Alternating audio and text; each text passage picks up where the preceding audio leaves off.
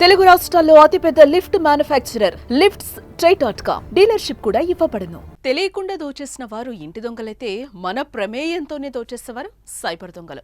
కష్టార్జితం క్షణాల్లో కొల్లగొట్టేస్తారు. ఏదో జరుగుతుంది అని తెలిసేలోపే సర్వం లాగేస్తారు. అందుకోసం నిత్యం కొత్త దారులు అన్వేషిస్తూనే ఉంటారు. పోలీసులకు దొరకకుండా ప్రజలను ఏమార్చి తమ పనిని కానిస్తున్నారు. తాజాగా కొత్త స్కామ్ వెలుగు చూస్తోంది. అదే కాల్ మెర్జింగ్ స్కామ్. అసలు ఏంటి కాల్ మెర్జింగ్ స్కామ్, ఎలా దోచేస్తారు, మనం ఎలాంటి జాగ్రత్తలు తీసుకోవాలో ఈ వీడియోలో తెలుసుకుందాం. దేశంలో డిజిటల్ పేమెంట్స్ వచ్చాక సైబర్ క్రైమ్స్ కూడా పెరిగిపోతున్నాయి. సైబర్ నేరగాళ్ల ఉచ్చులో పడి ఎంతో మంది భారీగా నష్టపోతున్నారు. తాజాగా మరొక స్కామ్ ఆందోళన కలిగిస్తోంది. బ్యాంక్ ఖాతాను ఖాళీ చేయడమే లక్ష్యంగా చేసుకుని సైబర్ నేరగాళ్లు కాల్ మెర్జింగ్ స్కామ్ ను అమలు చేస్తున్నారు. దీనిపై కేంద్రం కూడా తాజాగా అలర్ట్ చేసింది. దీని విషయంలో జాగ్రత్తగా ఉండాలని తెలిపింది. అసలు ఏంటి కాల్ మెర్జింగ్ స్కామ్?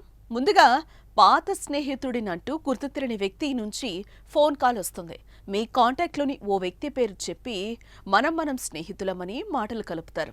నకిలీ ఉద్యోగ ఆఫర్ లేదా ఇతర అవసరాల పేరుతో సంభాషణను పెంచుతారు. వారిపై నమ్మకం కలిగేలా సీన్ క్రియేట్ చేసి తర్వాత ప్లాన్ అమలు చేస్తారు. వీరిద్దరూ మాట్లాడుతున్న కాసేపటికి వేరే స్నేహితుడితో మాట్లాడదామని లేదా తమ కంపెనీకి చెందిన మరో ప్రతినిధి లైన్లోకి వస్తారని చెప్తారు. ఆ తర్వాత బాధితుడికి మరొక ఇన్కమింగ్ కాల్ వస్తుందని, దానిని మెర్జింగ్ చేయాలని కోరుతారు. నిజానికి ఆ రెండో కాల్ బాధితుడి బ్యాంక్ నుంచి వచ్చే ఓటీపీ ఆటోమేటెడ్ కాల్.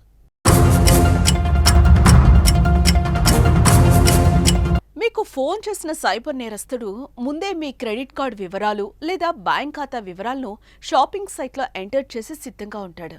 ఓటీపీ వివరాలను కాల్లో చెప్పే ఆప్షన్ ఎంచుకుంటాడు.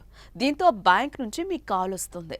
ఆ కాల్ మీ స్నేహితుడిదని నమ్మించి కాల్ మెర్జింగ్ చేయమని సైబర్ నేరస్తుడు అడుగుతాడు. అది నమ్మి కాల్ మెర్జ్ చేయగానే ఓటీపీ నెంబర్ వినపడుతుంది. దానిని గ్రహించాక సైబర్ నేరస్తుడు ఫోన్ పెట్టేస్తాడు. ఓటీపీని ఎంటర్ చేసి ఖాతాను ఖాళీ చేస్తాడు.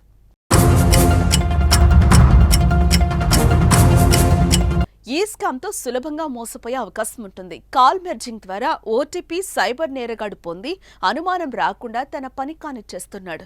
కాల్ మెర్జింగ్ స్కామ్ల నుంచి రక్షించుకోవడానికి పలు జాగ్రత్తలు తీసుకోవాలి. కాల్ మెర్జింగ్ కు నో చెప్పాలి. ఎవరు అడిగినా తెలియని నెంబర్లతో కాల్లను మెర్జ్ చెయ్యొద్దు. కాల్ మెర్జింగ్ చెయ్యాలని అడిగితే కాల్ కట్ చేయాలి.